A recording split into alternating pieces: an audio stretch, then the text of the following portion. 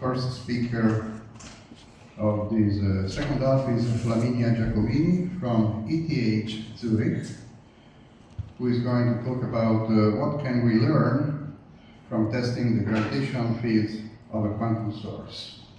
Please. Okay, great. Can you all hear me? Yeah, okay, good. So, first of all, I would like to thank the organizers, Luca in particular, for inviting me to this very nice event in this beautiful location. So, the previous talk already started to set the stage with talking about quantum information. And so basically, in this talk, I would like to talk about how quantum information can teach us something about the nature of the gravitational field. And I will do that by using, as an example, tabletop experiments that basically whose goal is to prepare a massive particle. So imagine like a quantum particle that could be like a nanosphere or something of that type, so like small masses. You prepare them in a quantum superposition of two different positions, and you are able, because you are very good with experiments, to test the gravitational field that is sourced by this particle. So imagine that you can realize this experiment, and there is a sketch, or like a very illustrative sketch here in this slide. And now the question that I want to ask is, what do we learn about gravity if we realize this experiment in the laboratory? And let me start from our two fundamental theories, the two pillars of modern physics, that are quantum theory, dealing with phenomena such as entanglement and superposition, and general relativity, that tells us the relation between gravity and matter. So these two theories are extremely successful in their own domain, but they are also strikingly incompatible when it comes to their fundamental principles. Something that will be relevant for us in the following is that, for instance, space-time is the stage in quantum theory. It's something that is given a priori, but it's the actor in general relativity. It's the object that we want to study, that is dynamical. And here comes the first bad piece of news, that is that we do not have any experimental evidence that we even need a quantum theory of gravity, because all our experiments so far are compatible with quantum theory and general relativity taken separately. So this doesn't look very promising, but not all hope is lost. So in general, like traditional quantum gravity approaches look for, so set the quantum gravity scale at the Planck scale, that is 10 to the minus 35 meters, and is very, very far, so it's very, very small, sorry. And this is not the only way in which we could look for quantum effects in gravity.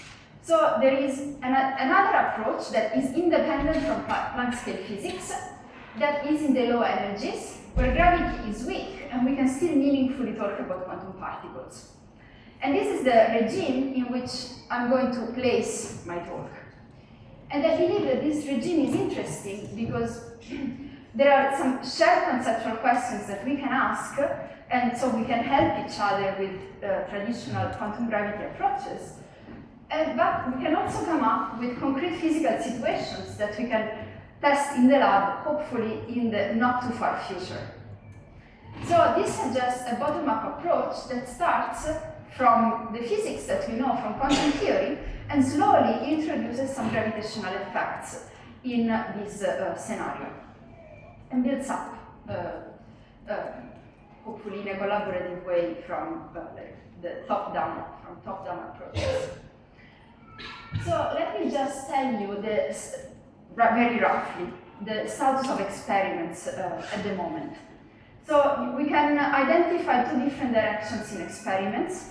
The first one on the left-hand side are experiments where you do not have quantum, you only have gravity. So the goal is to test the gravitational field at smaller and smaller scales, for smaller and smaller masses. And currently the world record is in Markus Astelmayer's lab in Vienna, where they managed to measure the gravitational coupling between two spheres, two golden spheres. You can see them, this is a 1 euro cent, that weigh 90 milligrams each.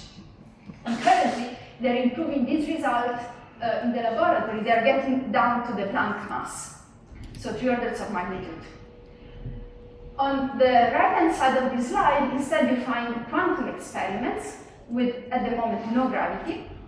And here the goal is to show that quantum properties hold more and more macroscopic scales. So for instance, in the top of the slide, top right, this is an experiment that currently, this is Yuan Chu's lab at ETH, and there they realized the most massive quantum state ever. So basically, this is a Schrödinger cat state of, that weighs 16 micrograms. So this is a mechanical resonator. And instead, down, like here, we have instead single atoms, so that's something very, very light. But what they can do, this is Markazevich lab at Stanford, they can prepare an atom in a quantum superposition at the half-meter scale. And so small masses, large superpositions. And in the end, the goal is to bridge these regimes and have a quantum system that also sources a gravitational field. And now the question is, what do we learn if we do this? So this is not a new question. This question dates back at least to 1957, when there was a Chapel Hill conference that gathered all major experts in gravity at the time, and there were a lot of discussions. This is a report, especially for the students in the audience. This is an extremely interesting thing to read, because there were already there was already the core of many questions that we're still asking today. But what I'm interested in for this talk is the discussion of whether we need to quantize gravity. And at some point, Richard Feynman comes up with a thought experiment that goes as follows. Imagine you have a snare-like apparatus and that you use to place a ball that is a 1 centimeter ball, and it's very important that this ball is 1 centimeter for Feynman, because at the time they knew that this ball could source a gravitational field. So, through this snare-like apparatus, you prepare the ball in a quantum superposition of, say, position up and position down. And then Feynman says, well, if the ball is up, then there is an amplitude that the gravitational field is up. If the ball is down, there is an amplitude that the gravitational field is down.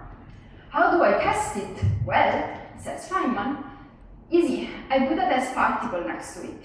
And I let it interact with the 1 centimeter ball. So, what would happen, according to our modern understanding, Feynman didn't use this word, but that's what we had in mind, is that the two particles get entangled through the gravitational interaction. And then Feynman says, well, I can test it in an interference experiment. So this is how I distinguish between having a statistical mixture and a coherent quantum superposition. So Feynman concludes that if you believe in quantum mechanics up to any level, then you have to believe in gravitational quantization in order to describe this experiment. And notice that for Feynman, gravitational quantization does not mean a full quantum theory of gravity, but just that the gravitational field can have a quantum state. Okay, so before I tell you about how this debate developed, let me just pause for a moment and ask, why are we bothering so much about gravity, but we do not bother about electromagnetism? And the reason is because we already did it. And this was a debate that lasted about 70 years, from the discovery of the photoelectric effect until the 70s. And basically what happened is that people were constantly pointing out some effect that was measured in an experiment that they said, okay, this is really a quantum effect in electromagnetism, and then somebody else came up with a semi-classical model where electromagnetism is classical and matter is quantum that could explain the result of that experiment. Notice that this doesn't mean that people did not believe that electromagnetism is quantum. Everybody was using QED to do all the calculations, but showing it precisely in an experiment is a different matter. And in the end, the experiment that closed the debate is something that John Clauser did. John Clauser is one of the 3 people who got the Nobel Prize for Gaussian inequalities in 2022, by showing basic correlations of intensities in 4 detectors. This is a single photon experiment. And then he basically violated the Cauchy-Schwarz inequality, that is a quasi-Nobel inequality, and in this way he proved that in that experiment, the effect could not explain by any semi-classical model for the gravitational field. So this is the context in which this debate can be placed. Now, after 1957, there were many people that commented on whether we should quantize the gravitational field or should keep it classical. Most people were in favor of the quantization. And so I don't have time to review this debate. So let me jump now to 2017, when there were two proposals on the same day on the archive that proposed a revised version of Feynman's original idea and added some quantum information flavor to it. So the way this goes is we have two sources of the gravitational field, the blue one and the red one. And at the beginning, we prepare each of them in a product state. So basically, each one is in a quantum superposition of positions, but the state initially is a separable state, a product state. Then you let them gravitationally interact, and after some time, you go and measure the final state. Now, there is a quantum information theorem, the LOCC theorem, that states that local operations and classical communication cannot generate entanglement. So, if you apply the LOCC theorem to this situation, if you find an entangled state, you assume that gravity is the mediator of the interaction, and you conclude that the gravitational field is not a classical channel.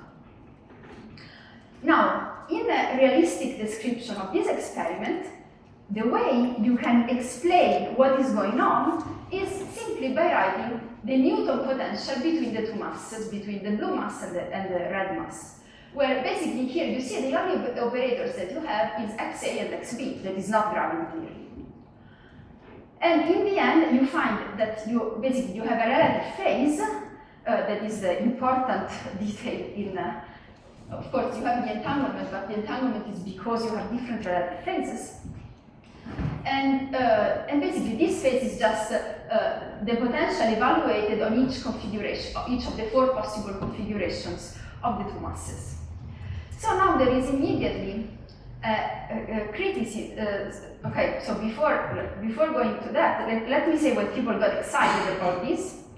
So, because after these proposals were put out on the archive, then there was a long discussion and many people were interested. And the reason is because of the numbers.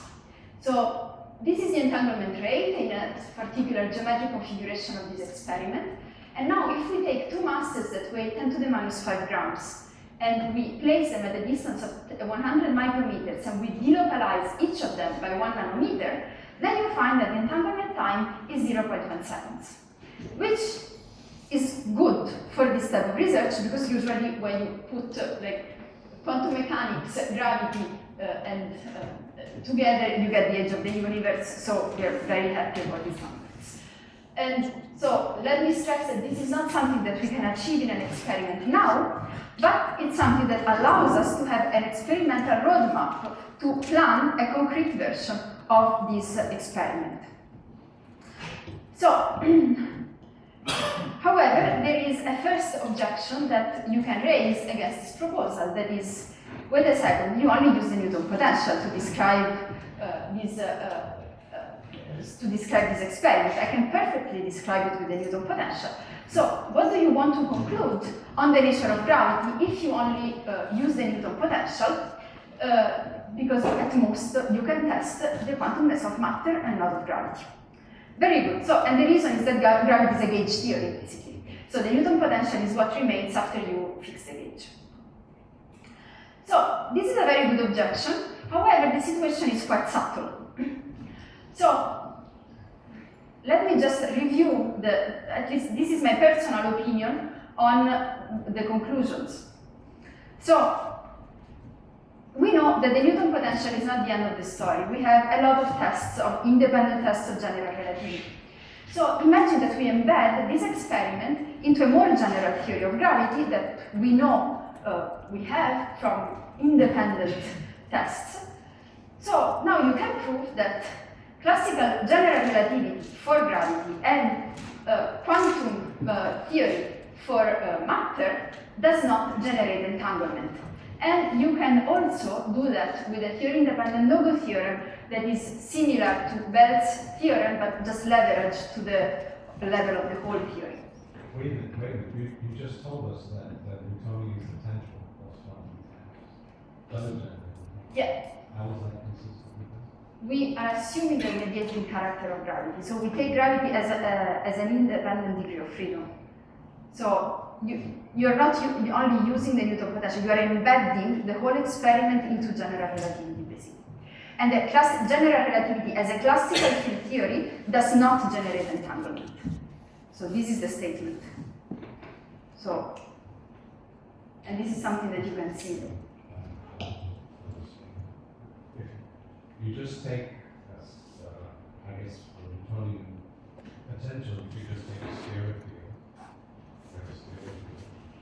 A classical... Which is enslaved to dramatic freedom. No, exactly. You have to go beyond Newton. So what I'm saying is that you have to go beyond Newton. So you're not just using the Newtonian character. If you just stick to the Newton... This comes later. But so you have to embed the fact that the Newton potential is not the end of the story. You have to use that. And you put that as an additional input. Okay. So this is one. Then there is another thing that you can use. You can use a consistency arguments.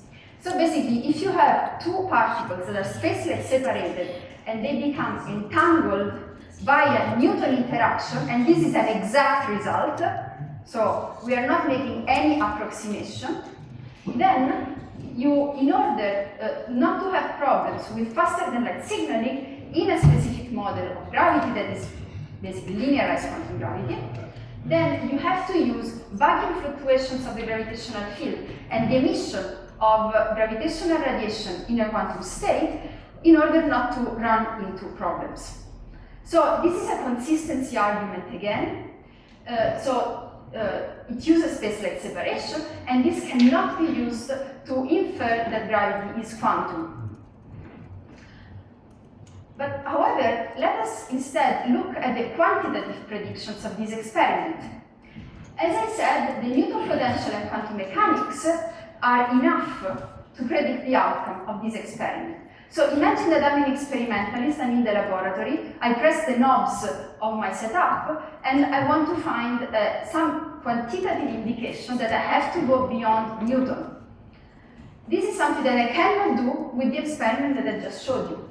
So what we want something better than the experiment that I just told you about, that tells us that we have to go beyond the limit of the Newton potential as a weak field and non-relativistic limit of GR. And now the question is, can we do that? Is there an observation that gives a quantitative prediction that cannot be explained with the Newton potential? And I will tell you about a result that I recently obtained with a postdoc that was working with me, Lin-Chin Chen, who's now in Vienna, that finds this type of effect. So the intuitive idea is quite simple. In the proposal that I showed you before, that I will refer to as gravitationally induced entanglement, you have a quantum so the matter is prepared in a quantum superposition of states that are usually written as cat x, so as something that is very sharp in x. Clearly, this is not a physical state. This cannot be prepared in the laboratory because this would be fully spread out in P. So what the state is instead is a coherent state, a Gaussian state, that, however, is very sharp. So basically, is whose delocalization in x and p is smaller than the experimental resolution. So I cannot resolve any quantum feature of this quantum state up to my experimental precision. So basically, this effectively, for all practical purposes, it behaves as a classical source. Okay. So how about going beyond this? So we can consider a state that instead is quantum and of which I can test the quantum properties experimentally. So basically, a state that is quantum delocalized enough so that an experiment can measure that there is some quantum coherent dispersion of the wave packet. So in this case, I do not have a classical source. This still does not tell me anything about gravity, but it tells me that I should be careful and redo the calculation again from the beginning. So let us do the same experiment we had before, but now with two masses that are initially prepared in a quantum superposition of, in just two arbitrary quantum states at the beginning, and then interact gravitationally. How do we do this calculation? So it turns out that I cannot do it naively anymore. I will get the wrong result. I have to take the framework of linearized quantum gravity. So to give you an idea of, like an intuitive idea of what is going on here, let me just make an analogy first. So it turns out that the mathematics of this system can be explained, basically it's very similar to the quantum harmonic oscillator that you do in the third year quantum mechanics, coupled to a constant external force. So we would have this Hamiltonian here, and we want to find the ground state of this Hamiltonian. Why the ground state? Because the Newton potential is not a solution that emits gravitons. So it's the lowest energy island state of this Hamiltonian. And what we do, is to perform a change of coordinates from x minus the particular solution of the classical equations of motion, of the classical equivalent of this Hamiltonian, and this sets the Hamiltonian in a very familiar form because this is just a harmonic oscillator and this is just an energy shift. So now the ground state of this Hamiltonian is a coherent state, it's a Gaussian state, and that is centered in the origin. So basically the ground state of the initial Hamiltonian here is just a state that is a coherent Gaussian state that is displaced by the solution of the classical Newton's equation with this constant external force. Okay, so basically it turns out that the analogy is that gravity behaves like this quantum harmonic oscillator, and the Fi, the force, is basically the eigenvalue of the 0,0 component of the stress energy tensor. So how do we do this calculation? I will not go into the details because it would be a bit too technical, but basically what we do is we take linearized quantum gravity, and then which basically you expand the gravitational field as Minkowski plus perturbation, and then you quantize the perturbation as a spin to field on Minkowski background. And then you have an action for gravity, then you linearize it, you calculate the Hamiltonian that comes from this action, and then you look for the ground state of this Hamiltonian. Then you remember that gravity is a gauge theory, so you also have some gauge conditions that should be preserved. And in particular, you see that this gauge condition here is basically the equivalent of the Gauss law, and this other condition here just gives you the transversality of the field that is the same as that would happen in electromagnetism. So now you take two particles that are in this initial arbitrary quantum state. This is the matter, and then you basically have to solve this equation. So you have to solve it in a convenient basis. This is the energy basis of the particles. And so it is a bit of a machinery, but in the end you can solve this set of equations. And what you find is that the ground state, so the state of the gravitational field that is relevant, is a coherent state with some subtleties due to the gauge conditions that is displaced by the solution of this quantum equivalent of the Gauss law. So going back to our experiment, what we find is that there is a phase at the end that is more general than just Newton. So it's this phase that is just functionally different from Newton. It is still the same order in Newton. Don't be scared by this c to the fourth, because each of these two scales has c squared. These EA are quantities, are functions that depend on the matter distribution that I would prepare in my experiment. And, well, as I said, that this scales has a Newton potential. So you can find the Newton potential as a limit in a particular, in the regime in which these particles are basically in these states that are effectively classical, that I told you about before. And this also cannot be reproduced by some models that by semi-classical gravity models, so that's something that we checked. There is an additional effect that appears as a correction to this phase, to see that the easiest setup is to consider one quantum source and the test particle that is in a state that can move, it's a dynamical state, so it has some velocity. And basically the effect depends on the fact that we are treating gravity as a quantum operator, so it has a gravitational field operator and a canonically conjugated momentum that have canonical commutation relations. This is just a bookkeeping device to count the number of commutators. In the end, I will set it to 1. So now the gravitational Hamiltonian and the interaction Hamiltonian between gravity and matter do not commute. So when I calculate the evolution, the dynamical evolution of the initial state with the full Hamiltonian, I basically have to use Baker-Campbell-Hausdorff. And so I will have some terms that give some correction to the relative phase that I showed you in the previous slide. And that depend on 1 and 2 commutators, and there are additional terms that they are higher in time, so we neglected them. So this is clearly an effect that is harder to measure experimentally, but it's in principle there.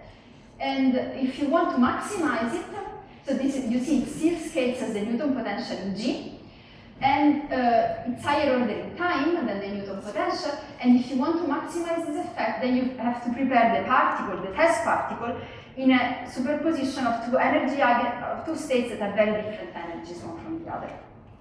Okay, so this is what I wanted to tell you. So basically what I said is that at the moment we have no experimental evidence that we need a quantum theory of gravity. But this situation may change because experiments are getting towards a regime in which we can prepare a quantum system in so we can prepare a source of gravity in a quantum state, and this is a hopeful regime to test some quantum properties of gravity. And so far, we have focused on specific proposals that test some limited aspects of the quantum nature of gravity, and so we have to look to if we can find some stronger proofs of that gravity can be quantum in the regime of tabletop experiments, and we still do not know how far we can go. And this is crucial for experiments because it's very different if the best we can do is to test the Newton potential and then we just go home, or if this is just the first, maybe it's the most feasible, but then there is a whole class of other experiments that we can do to prove that gravity is quantum. And my personal hope is also that this will also lead to new conceptual insights on the nature of space and time, and also that since these experiments rely heavily on quantum information techniques, that we can generalize these quantum information techniques to gravitational scenarios, really like revising the basics of quantum information theory. With this, I would like to thank you for your attention.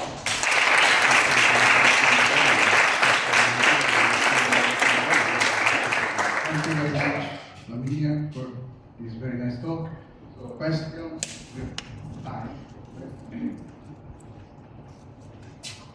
Very short question that you saw the harmonic oscillator with another linear term.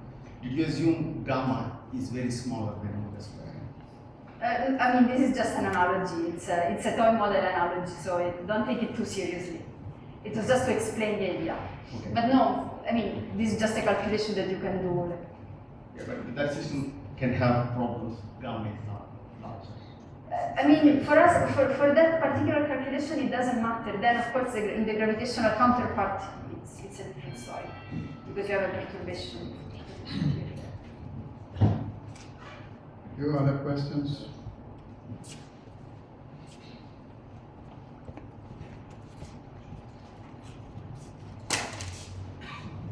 Hi, thank you for the very interesting talk. I was a bit confused about. So I can plug in my Schrödinger equation any state I want at the beginning, right? So I'm confused about what is the properties of this more general state that makes it so that I cannot use just a Newton potential. So if I take sufficiently finely delocalized states, Yes. or So basically, you can do the naive calculation, just take the Newton potential and calculate the final state. You're not going to get the correct result for the following reason. that in the way, so when you do so to explain it to you, I have to go then to linearized gravity. Basically, imagine that you do the calculation with linearized gravity, linearized quantum gravity. Then basically what you would do is that you could expand the sorts, the quantum state of the sorts. You know that you have a basis of Gaussian states. This is an overcomplete basis, so any state can be expressed as a linear combination of Gaussian states. And with these states, each of them you can go back to the previous state that is very well localized. Then what happens is that these states will have an overlap, basically.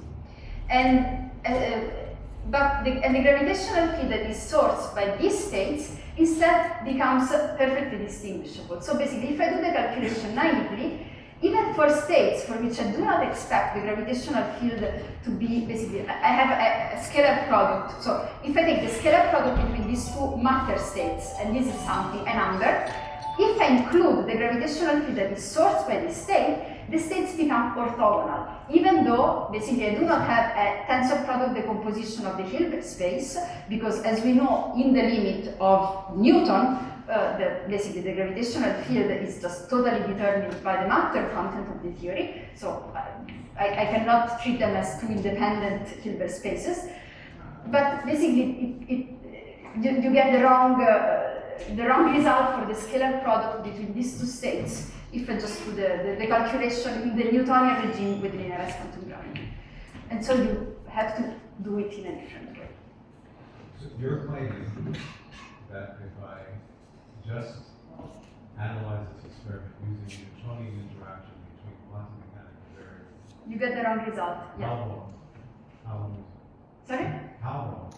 We don't have numbers. So one thing that we have to do is now we are working with an experiment with It would the. be really shocking if you got significant different Well, say first up, I would expect that if you do a perturbative expansion, then the leading order would still be the Newtonian order, but you have corrections that are so it's formally different. And if you do it with the Newton potential, you will get to a regime in which the experiment will give you the wrong answer. Well, that would be very interesting. It needs to be quantified. It needs. And I repeat, it was a real shock. Yeah, but I mean, if you can do the calculation, and the calculation, this is what the calculation. We have done the calculation. We have not put numbers, and this is what we're going to do with the experimental group.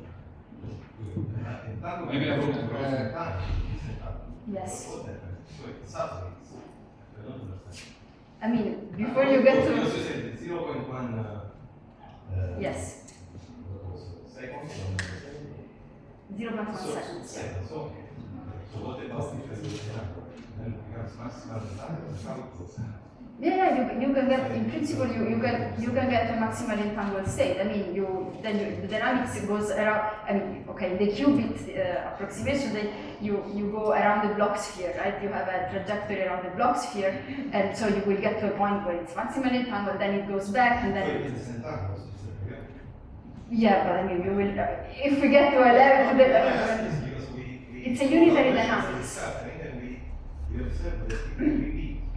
Scattering, the entanglement subjects never goes back. This is a unitary dynamics. It's a unitary dynamics, so it's. Can I ask a simpler? There is another question here. Can I ask a simpler one? Because I don't think this tabletop experiments can detect quantum gravity effects ever. I think that's simply excluded just by the fact that quantum gravitational effects, they have to be suppressed by the quantum coupling of a graviton, and quantum coupling of a graviton at that scale is essentially zero.